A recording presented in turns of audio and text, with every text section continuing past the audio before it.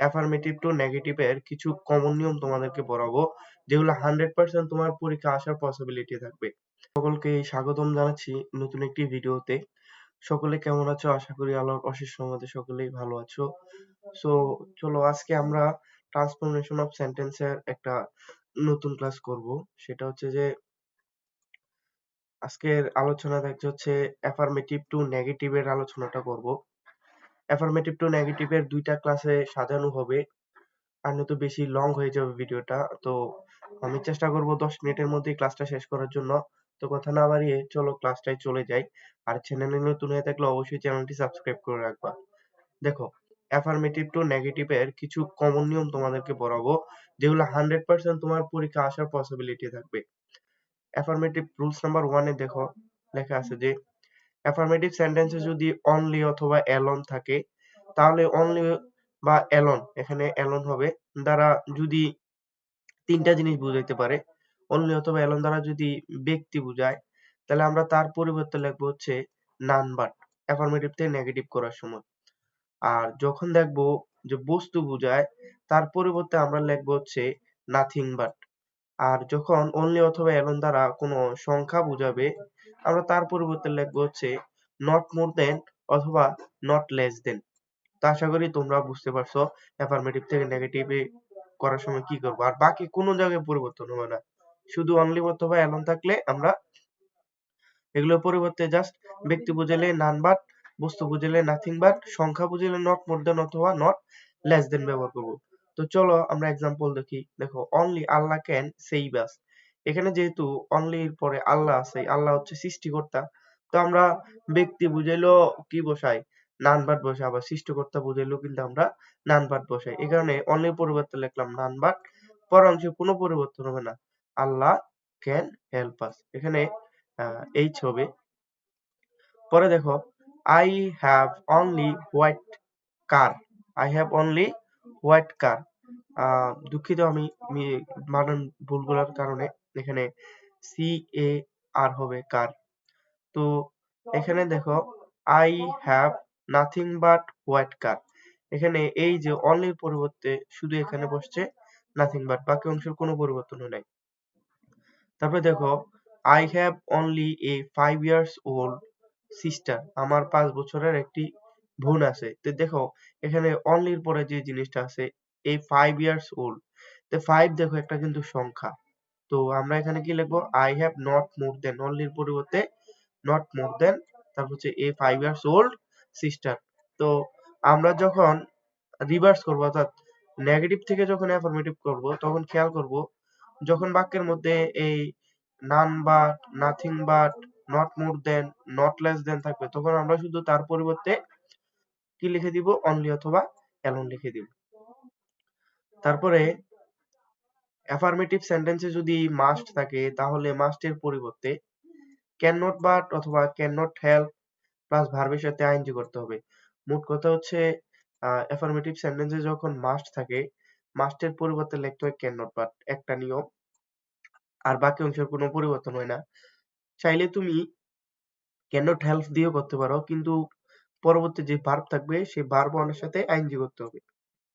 যেমন দেখো, you must forget, you must forget your failure. তোমার ব্যর্থতাকে তুমি অবশ্যই ভুলে যেতে হবে। তো দেখো, ইউর কোনো পরিবর্তন নাই, মাস্টের পরিবর্তে বসছে ক্যান নট বাট, আর ফরগেটেরও কোনো পরিবর্তন না, ফরগেট ইউর ফেলিওর। বাট তুমি যদি এটা ক্যান নট বাট দিয়ে করো, তাহলে you can not help, can not help দিয়ে যদি করো, পরে জানি ভার্বের সাথে আইএনজি করতে হবে, এখানে ফরগেট থেকে হবে ফরগেটিং ইউর ফেলিওর। তো 2 নাম্বার রুলস শেষ। তারপর দেখো 3 নাম্বার রুলসে লেখা আছে যে অ্যাফার্মেটিভ সেন্টেন্সে যদি as soon as থাকে, তাহলে এর পরিবর্তে আমরা লিখবো হচ্ছে no sooner had। তারপর যে ভার্বটা আনবো সেটা হচ্ছে ভার্বের ফার্স্ট পার্টিসিপাল ফর্ম, অবজেক্ট বা এক্সটেনশন অংশ আনবো, কমার পরিবর্তে দেন বসাবো, তারপরের অংশে কোনো পরিবর্তন হবে না। যেমন দেখো এখানে লেখা আছে as soon as I entered the classroom the rain started। তো আমরা জানি as soon as এর পরিবর্তে লিখতে হয় no sooner had, এই কারণে লিখলাম no sooner had। তারপরে সাবজেক্ট, এই যে সাবজেক্ট লিখলাম। তারপর হচ্ছে ভার্বের ফার্স্ট পার্টিসিপাল ফর্ম, এখানে এন্টার ফার্স্ট পার্টিসিপল হলো হচ্ছে এন্টার, এন্টার্ড, এন্টার্ড, এখানে এন্টার্ড এ আছে। দ্য অবজেক্ট হচ্ছে দ্য ক্লাসরুম। তারপরে এই যে কমার পরিবর্তে দেন লিখতে হয়, আমরা এখানে লিখলাম হচ্ছে দেন, পরের অংশে কোনো পরিবর্তন হয় না, দ্য রেইন স্টার্টেড।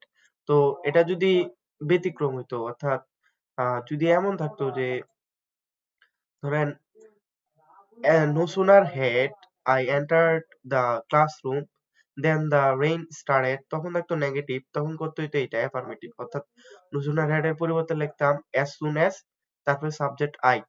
তারপরে আমরা মনে রাখতে হবে as soon as এর পরের অংশগুলা কি হয়, ফার্স্ট ইনডিফিনিট হয়। যেমন এখানে দেয়া আছে দেখেন, এই যে no sooner had the student seen the teacher then he ran away। তো এটা আছে নেগেটিভে করব হচ্ছে অ্যাফার্মেটিভ। তো no sooner পরিবর্তে লিখবো হচ্ছে as soon as, তো লিখলাম। তারপর লিখতে হবে সাবজেক্ট, তাহলে the student সাবজেক্ট, তাহলে the student। তারপরে seen থেকে saw লিখতে হবে, কারণ as soon as এর দুইটা অংশে ফার্স্ট ইনডিফিনিট হয়। তো লিখলাম saw, কাকে দেখছে, the teacher, saw the teacher। then এর পরিবর্তে কমা দিতে হবে, তো এখানে কমা বসছে। তারপর হচ্ছে পরের অংশে কোনো পরিবর্তন হয় না, হি ran away। তো আশা করি সকলে বুঝতে পারছো। তারপর হচ্ছে ৪ নাম্বার রুলস। ৪ নাম্বার রুলসে বলা আছে দেখো, অ্যাফার্মেটিভ সেন্টেন্সে যদি both ডট ডট এন্ড থাকে তাহলে এদের পরিবর্তে not only dot dot but also বসাইতে হবে। অর্থাৎ এই যে both থাকলে লিখতে হবে নট অনলি, তারপর হচ্ছে যদি এন্ড থাকে এন্ড এর পরিবর্তে লিখতে হবে বাট অলসো। তো চলো দেখি, এখানে লেখা আছে I love both coffee and টি।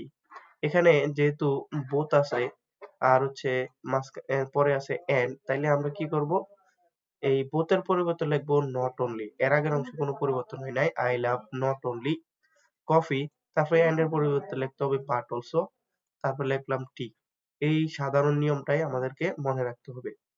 আর যদি বিপরীত থাকে, মানে রিভার্স যদি থাকে, ধরো এমন দিল যে প্রশ্নটা আমি যদি ধরি যে লেখা আছে I love not only coffee but also tea, অর্থাৎ নেগেটিভে আছে, করতে হবে অ্যাফার্মেটিভ। তখন আমরা এই নট অনলি পরিবর্তে জাস্ট বোথ লিখে দিব, আর হচ্ছে এই বাট অলসোর পরিবর্তে তখন আমরা শুধু এন্ড লিখে দিব, তাইলে নেগেটিভ থেকে অ্যাফার্মেটিভ হয়ে যাবে। তো লাস্ট রুলস আজকের ক্লাসের বলা আছে দেখো, অ্যাফার্মেটিভ সেন্টেন্সে যদি টু ডট ডট টু থাকে, তো তাহলে এটা নেগেটিভ করার জন্য প্রথম টু এর পরিবর্তে সো বসাবো, তারপর হচ্ছে পরের টু এর পরিবর্তে দ্যাট বসাবো, দ্যাট এর পরে একটা সাবজেক্ট আসবে, তারপরে ক্যান অথবা কুড প্লাস নট বসবে। এখন ক্যান আনবো হচ্ছে প্রেজেন্ট টেন্স হলে, কুড আনবো হচ্ছে পাস্ট টেন্স হলে। যেমন দেখো এখানে লেখা আছে যে the man, the old man is too weak to walk. দেখো এখানে ইজ আছে, তার মানে প্রেজেন্ট টেন্স, আর এই টু এর পরিবর্তে আমরা কি পরিবর্তন করব দেখো, দ্য ওল্ড ম্যান ইজ, এতটুক লিখলাম। এই টু এর পরিবর্তে প্রথম টু এর পরিবর্তে সো, তো লিখলাম হচ্ছে সো। তারপরে আমরা এখানে বাকি অংশ লিখবো সো উইক। তারপর দেখো এই টু এর পরিবর্তে লিখতে হবে দ্যাট, এ কারণে লিখলাম এখানে দ্যাট। তারপরে লিখতে হবে সাবজেক্ট, এই যে এখানে the old man, old man বৃদ্ধ লোক, ম্যান তো পুরুষ, এই কারণে আমরা লিখলাম হচ্ছে হি। তারপরে আমরা জানি কি আনতে হবে, সাবজেক্ট উপরে ক্যান অথবা কুড, ফার্স্ট টেন্স হলে কুড, প্রেজেন্ট টেন্স হলে ক্যান। এটাতে যেহেতু ইজ আছে এই কারণে আমরা এখানে ক্যান নট আনলাম, ক্যান নট ওয়াক। তো বিষয়টা যদি উল্টা থাকতো, অর্থাৎ নেগেটিভ থেকে যখন অ্যাফার্মেটিভ করতে বলতো, তখন আমরা কিভাবে করতাম দেখো, একটু খেয়াল করলেই হবে। যেহেতু এখানে সো আছে, আমরা জানি সো এর পরিবর্তে টু বসে, তো আমরা টু বসাইলাম। তারপর হচ্ছে এই দ্যাট হি ক্যান নট, এতটুকুর পরিবর্তে আমরা শুধু টু লিখে দিব। টু লেখার পরে এই যে ভার্বের বেস ফর্ম লিখে দিব। তো আমরা কিন্তু একসাথে দুইটাই শেষ করলাম, অ্যাফার্মেটিভ টু নেগেটিভ এবং নেগেটিভ থেকে অ্যাফার্মেটিভ। তো আশা করি আজকের ক্লাসটা তোমাদের জন্য হেল্পফুল হয়েছে। যদি ভিডিওটি তোমার ভালো লাগে অথবা তুমি যদি উপকৃত হয়ে থাকো, অবশ্যই আমার চ্যানেলটি সাবস্ক্রাইব করবে আর ভিডিওটি শেয়ার করতে ভুলবে না। দেখা হচ্ছে অ্যাফার্মেটিভ টু নেগেটিভ এর আরেকটি ভিডিওতে। সকলে ভালো থাকো, সুস্থ থাকো। আসসালামু আলাইকুম।